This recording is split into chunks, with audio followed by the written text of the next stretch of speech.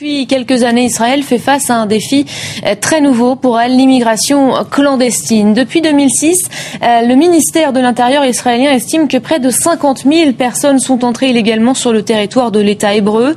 Le mois dernier, ils étaient plus de 2000 à avoir franchi la frontière avec l'Égypte pour atteindre la terre promise. Beaucoup de ces migrants affirment qu'ils fuient violences et persécutions dans leur pays d'origine, souvent le Soudan ou encore l'Érythrée.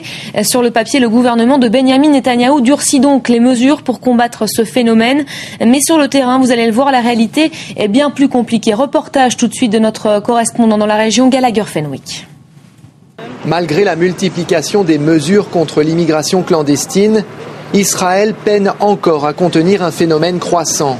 Une nouvelle loi, connue sous le nom de directive anti-infiltration, autorise désormais la détention sans procès et pour une durée allant jusqu'à 3 ans de toute personne entrée illégalement sur le territoire. Pour le moment, la plupart de ces migrants venus d'Afrique sont dans une zone grise entre liberté et reconduite à cause du document qui leur a été donné.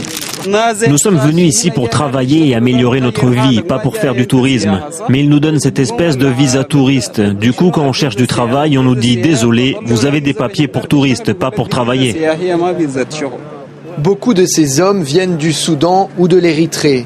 Ils ne peuvent être renvoyés chez eux car Israël estime que la situation y est trop dangereuse pour eux.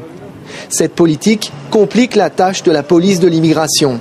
Cette équipe vérifie que les documents des uns et des autres sont en règle. Tout au long de la patrouille, cependant, ces officiers éviteront soigneusement de s'adresser aux migrants africains. Au final, ils arrêteront un travailleur chinois dont le visa est périmé. Il doit venir avec nous pour des vérifications supplémentaires, vous comprenez ? Manifestement, la voisine du dessus approuve. Il y en a trop, beaucoup trop, pauvre Israël. Ce sera probablement la fin du séjour en Israël pour cet homme. Quant aux migrants d'Afrique qui n'ont pas été sollicités, le chef d'équipe les appelle poliment un cas spécial. On ne peut pas faire grand-chose d'eux pour l'instant. Mais quand ils nous diront qu'il est temps de nous occuper de ce problème, de nous occuper de ces gens, alors on commencera à s'en occuper. Dans le sud, les autorités ont prévu d'agrandir le centre de détention où sont emmenés tous ceux qui se font attraper après être passés illégalement en Israël. Tout proche, des bulldozers préparent le terrain, côté israélien, pour l'édification d'un nouveau mur qui couvrira 220 des 240 kilomètres que mesure la frontière avec l'Égypte. Selon le ministère de la Défense, ce projet doit permettre d'endiguer tout un tas de menaces. Ce mur au sud du pays défendra les citoyens israéliens de la terreur, du trafic d'armes et de drogue, du trafic des femmes et des immigrés clandestins. Les ONG locales comme Asaf, une organisation d'aide aux réfugiés et aux demandeurs d'asile en Israël, accusent le gouvernement actuel d'adopter des mesures contradictoires. Les lois ne changent pas. Depuis 5 ans, le gouvernement israélien dit à ces réfugiés qu'il leur est interdit de travailler, alors qu'en fait ils peuvent travailler. Ça ne fait qu'empirer leur situation. Le ministère de l'Intérieur parle de près de 50 000 infiltrés en Israël. Les travailleurs humanitaires les appellent des réfugiés et ils pensent que leur nombre va continuer de croître. Et nous retrouvons tout de suite notre correspondant dans la région, Gallagher Fenwick, auteur également de ce reportage. Bonjour Gallagher. L'immigration clandestine, c'est toujours un problème complexe, mais en Israël peut-être un peu plus encore qu'ailleurs, hein.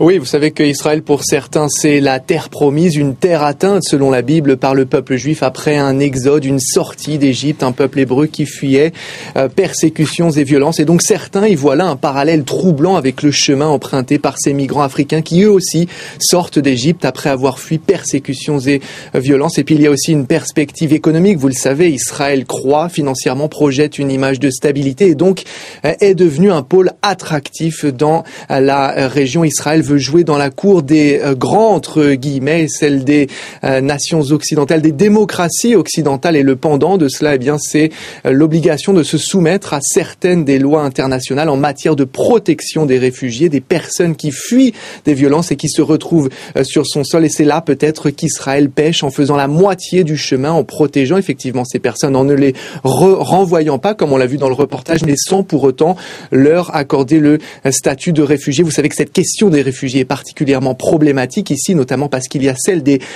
réfugiés, il y a la question des réfugiés palestiniens par millions qui attendent de rentrer. Gallagher, qu'est-ce donc que ce statut accordé à ces migrants soudanais et érythréens que l'on voit dans votre reportage et qu'Israël ne veut ou ne peut pas reconduire ?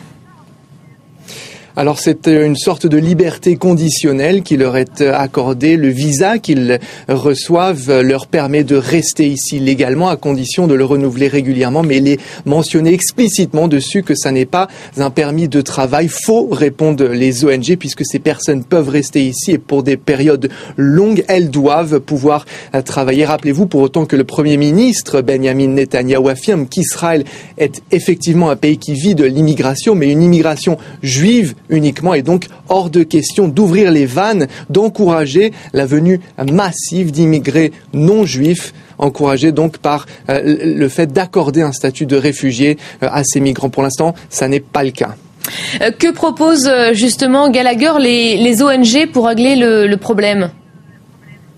Alors c'est vrai que ces ONG dénoncent de manière quasiment systématique toutes les mesures décidées par l'actuel gouvernement, que ce soit les arrestations, la détention sans procès, le mur ou encore l'extension du centre de détention dans le sud qui pourra contenir jusqu'à 10-15 000 personnes alors qu'il y en a déjà 50 000 sur le territoire. Est-ce que certaines de ces ONG comme Asaf proposent ? Eh bien c'est tout simplement pour Israël de saisir cette chance afin de montrer que c'est un pays qui peut accueillir les opprimés. L'un des conseillers juridiques d'Asaf, cette ONG israélienne qui s'occupe des réfugiés, propose notamment de remplacer une partie de la main-d'œuvre importée depuis l'Asie en Israël par ces réfugiés.